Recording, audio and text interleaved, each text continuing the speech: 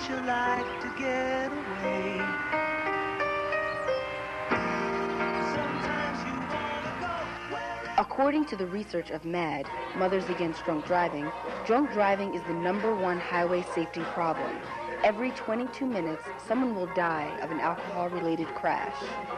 Since September of 1998, Martin Solomon, better known as Marty, a 435 ride, has been providing the JMU students with free rides to and from anywhere in the Berg during the weekends.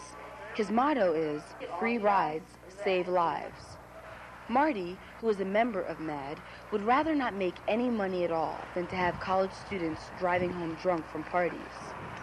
Recently, the owner of the cab taxi company in Harrisonburg charged Marty with 5 city ordinance violations: failure to comply with registration for cabs, operating his cab without a taximeter, operating his cab without a certificate, operating his cab without a license, and failure to have his cab inspected.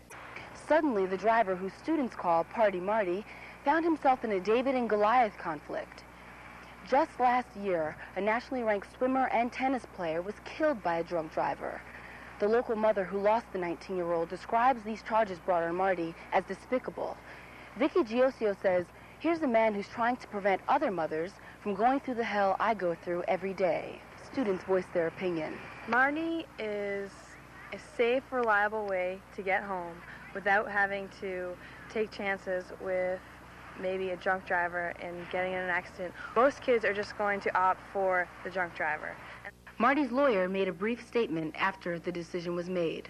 Well, the question was whether he was giving free rides or whether he was a compensated driver. The court decided, based on the evidence, that he was giving free rides to JMU students. The city can only control compensated drivers.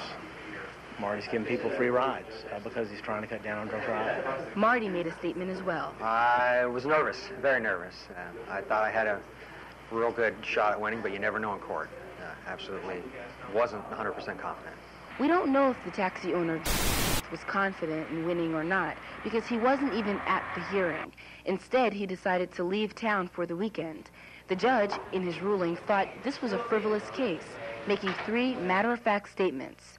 A tip is not compensation, a donation is not coerced, and finally, Kiefer's points are well taken. A case of what seemed to be Good Samaritan versus capitalism turned out to be just that. Martin Solomon is who he says he is, and last Friday, the judicial system listened to the facts and made a triumphant decision based on the facts. There are a lot of students that have been drinking and need a ride so they can get home safely, and I'm glad to do it. I don't want anybody hurt.